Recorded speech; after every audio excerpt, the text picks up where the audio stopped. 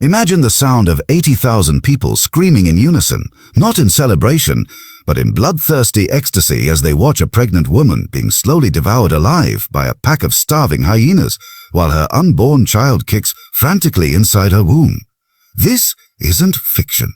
This isn't a nightmare. This was Tuesday afternoon entertainment in ancient Rome, and what you're about to discover will make every horror movie you've ever seen look like a children's bedtime story. The year was 107 AD. The stone beneath the Colosseum floor was permanently stained black, with dried blood that had seeped so deep into the marble that no amount of scrubbing could remove the stench of death. But on this particular day, Emperor Trajan had promised something that would eclipse every atrocity that had come before. Something so unthinkably cruel that even the most hardened Roman citizens would gasp in shock. A young mother named Livia, barely 19 years old and 8 months pregnant, was dragged naked into the arena. Her crime: she had been caught trying to steal bread to feed her starving family. But her punishment wouldn't just be death. No, that would be far too merciful for Roman entertainment. Instead, she would become the star of what the Romans called the birth of death, a spectacle so twisted that it defied every natural law of human decency. As 80,000 spectators rose to their feet, their roars drowning out Livia's terrified screams, the arena gates creaked open. But what emerged wasn't just any wild animal. These were specially trained creatures, beasts that had been starved for weeks and conditioned to attack specific parts of the human body first. The Romans had turned animal savagery into a precise science of suffering. But here's what will truly shock you. This wasn't even close to being the most horrific spectacle ancient Rome had to offer. What you're about to discover are the dark secrets that historians have tried to bury for centuries. The unspeakable tortures that were so brutal, so inhumane, that they were erased from most historical records because they were considered too disturbing for future generations to know. The Romans didn't just kill for entertainment. They weaponized human suffering, turning agony into an art form that would make the most sadistic serial killer look like an amateur. They created machines of torture so sophisticated that the screams of their victims could be heard from miles away. They invented ways to keep people alive for days while their bodies were slowly consumed by wild animals. They turned children into gladiators and forced mothers to fight their own sons to the death. And the most terrifying part: the crowd always wanted more. Today I'm going to take you inside the blood-soaked walls of the Colosseum and reveal the true horror of Roman entertainment. You'll discover execution methods so brutal that they were banned by every civilization that came after. You'll learn about the underground chambers where prisoners were kept in conditions that would make modern torture chambers look humane. And you'll understand why ancient Rome's arena spectacles weren't just entertainment.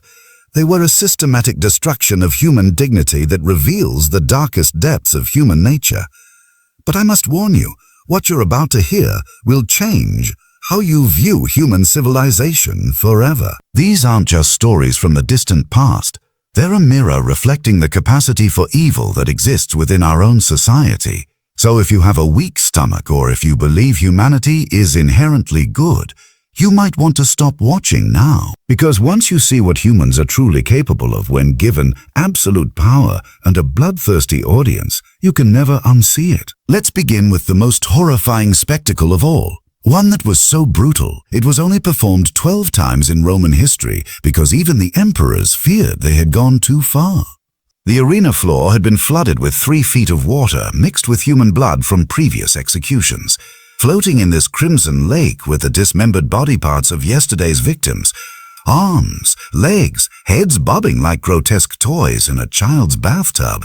The smell was so overwhelming that spectators in the front rows vomited onto the arena floor, adding to the putrid stench that hung in the air like a toxic cloud. This was the stage for Aqua Mortis, the water of death, Emperor Commodus's most twisted creation. But the water wasn't just for dramatic effect.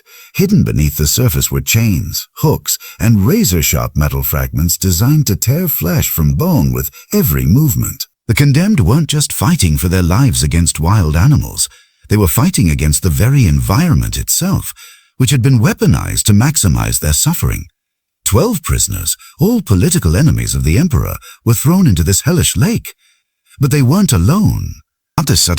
Crocodiles from the Nile, sharks from the Mediterranean, and giant eels that could deliver electric shocks had been starved for weeks before being released into the water. The Romans had discovered that hungry predators killed too quickly, ending the show before the crowd's bloodlust was satisfied. So they developed techniques to keep the animals aggressive, but not immediately lethal. Marcus Aurelius, a former senator who had spoken against the emperor's policies, was the first to be thrown into the crimson water. As soon as he hit the surface, the crowd erupted in cheers that shook the very foundations of the Colosseum. But their excitement was premature. The real horror was just beginning. The crocodiles had been fitted with bronze muzzles that prevented them from delivering killing bites, but allowed them to grab and tear flesh. Marcus tried to swim toward the arena wall, but the hidden chains wrapped around his legs, dragging him beneath the blood-red surface. When he emerged, gasping for air, half his face had been torn away by the metal fragments, and a shark had clamped down on his arm. For 47 minutes, Roman timekeepers recorded every second. Marcus fought for his life in that hellish lake. The crowd watched in fascination as his body was slowly torn apart, piece by piece, while he remained conscious and screaming. This wasn't execution. This was live human dissection performed by wild animals for the entertainment of 80,000 spectators. But even this wasn't the peak of Roman cruelty. The truly horrifying spectacles were reserved for special occasions, when the emperors wanted to send a message that would be remembered for generations.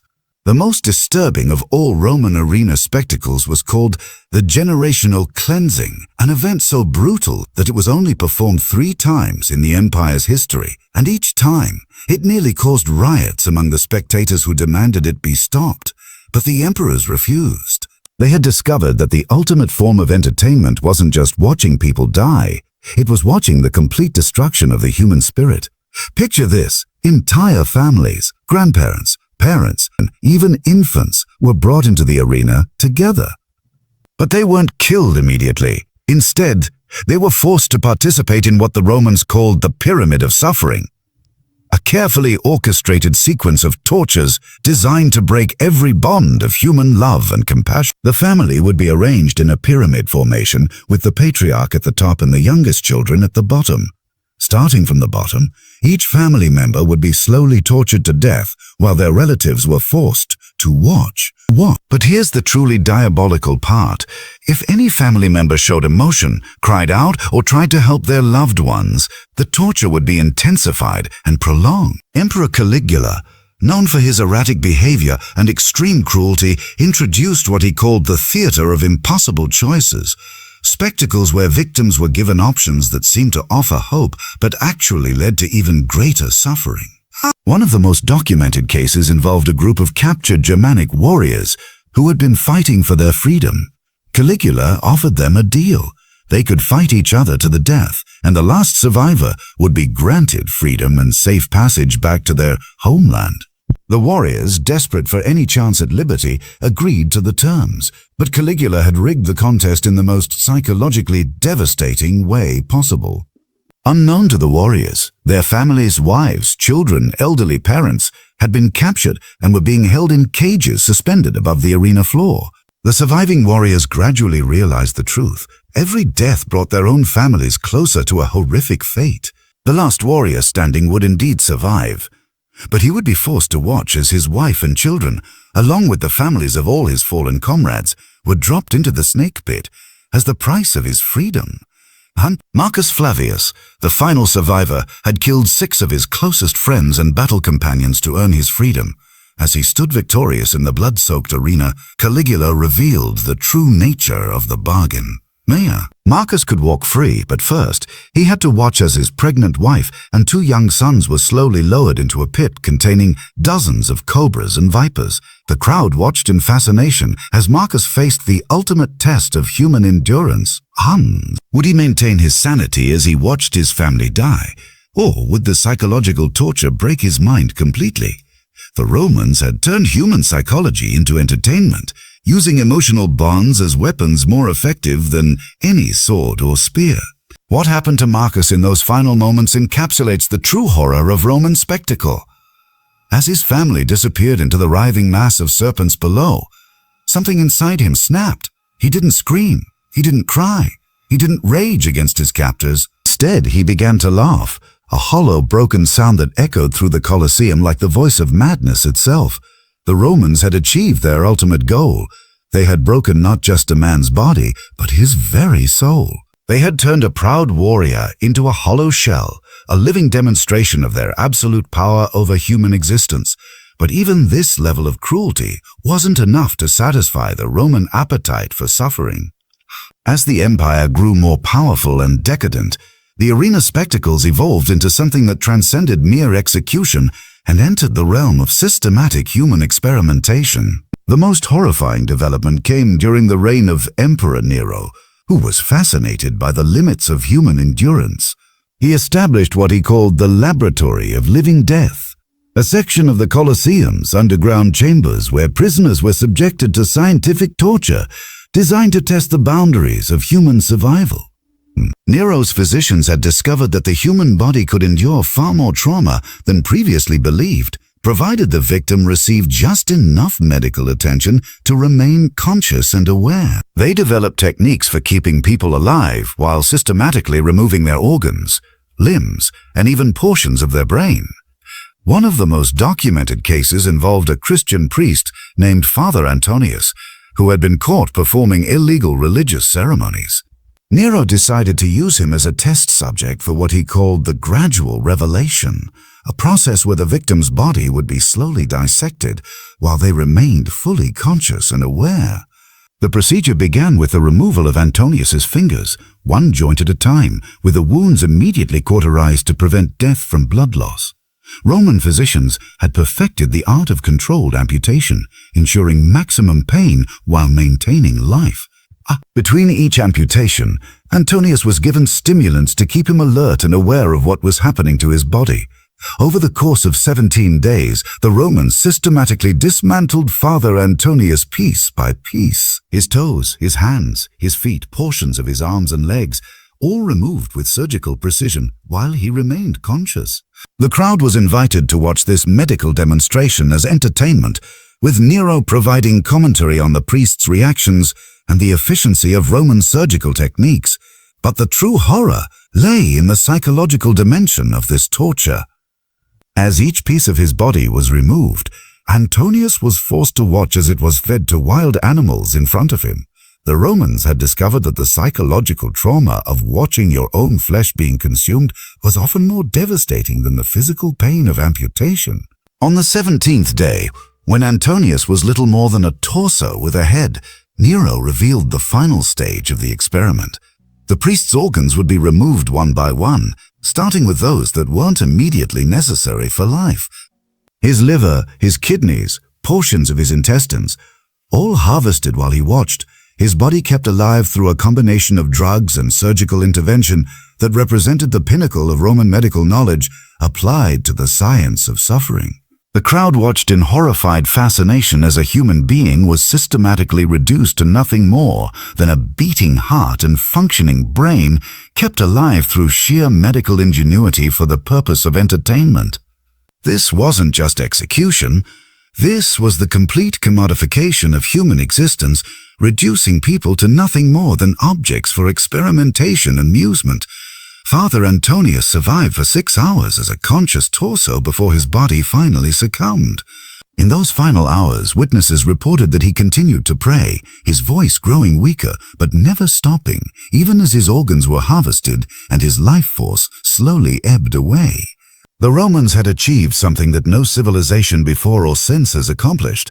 They had turned human disassembly into a form of entertainment that drew crowds willing to pay premium prices for the privilege of watching a person be systematically destroyed. But perhaps the most chilling aspect of these spectacles wasn't their brutality, it was their popularity. The Roman citizens didn't just tolerate these horrors, they demanded them, they cheered for them, they paid to see them. They brought their children to watch them as a form of education about the power of the empire and the consequences of defying Roman authority. The arena had become more than just a place of execution. It had become a temple to human cruelty, where the worship of suffering had replaced any sense of moral constraint.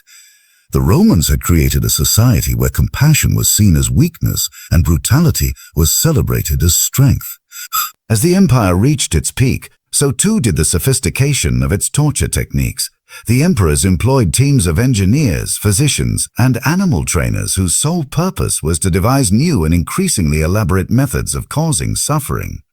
They studied human anatomy to identify the most sensitive nerve clusters. They bred animals specifically for their ability to cause prolonged pain without immediately killing their victims. They developed drugs that could keep people conscious during procedures that would normally result in shock-induced unconsciousness.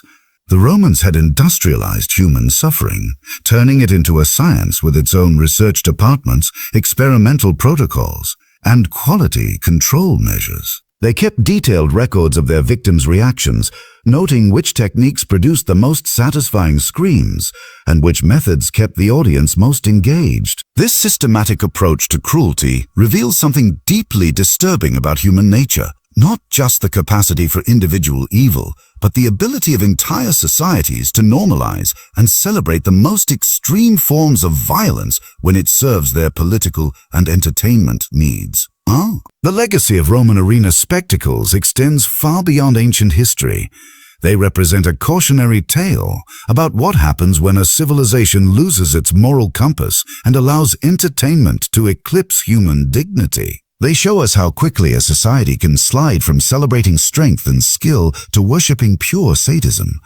But perhaps most importantly, they force us to confront uncomfortable questions about our own society. How different are we really from those Roman crowds who cheered as families were torn apart and individuals were systematically destroyed for entertainment? When we consume violent media, when we celebrate the suffering of our enemies, when we turn human tragedy into spectacle, are we so different from those ancient spectators who filled the Colosseum to watch their fellow human beings be tortured to death? The Romans believed they were the pinnacle of civilization, the most advanced society the world had ever seen. They prided themselves on their engineering, their law, their culture, and their military might. Yet they created a form of entertainment so brutal that it shocked even their contemporary enemies, civilizations that the Romans dismissed as barbaric and primitive. This contradiction between Rome's self-image as a civilized society and the reality of their bloodthirsty spectacles serves as a warning about the dangers of unchecked power and the human capacity for self-deception. It shows us how easily moral boundaries can be eroded when violence becomes normalized and suffering becomes entertainment. The arena spectacles of ancient Rome weren't just historical curiosities. They were a window into the darkest depths of human nature, a demonstration of what we're capable of when we abandon our humanity in pursuit of power and pleasure. As we look back on these horrors from the safety of our modern world, we must ask ourselves, what spectacles of suffering are we creating today? What cruelties are we normalizing? What boundaries are we crossing in the name of entertainment, power, or political control? The ghosts of the Colosseum still whisper to us across the centuries, reminding us that the capacity for both great civilization and unspeakable cruelty exists within every human society. The question isn't whether we're capable of such horrors. History has already answered that. The question is whether we'll learn from Rome's example or repeat its mistakes. The blood that once stained the arena floor may have dried and faded, but the lessons it holds about human nature remain as relevant today as they were 2,000 years ago. The Romans thought their empire would last forever, that their power would never fade, that their spectacles of suffering would continue to entertain future generations for all eternity. They were wrong about their empire's permanence, but the memory of their cruelty and the warning it provides about the human capacity for evil will endure as long as civilization itself exists. The next time you're tempted to celebrate someone else's suffering, the next time you find entertainment in another person's pain, remember the crowds of Rome who cheered as children were fed to wild beasts and families were torn apart for sport. Remember how easily they convinced themselves that their cruelty was justified, that their victims deserved their fate, that their entertainment was worth the cost in human suffering. And ask yourself, how different am I, really, from those ancient Romans who filled the Colosseum to watch their fellow humans be systematically destroyed? The answer to that question may be the most terrifying discovery of all.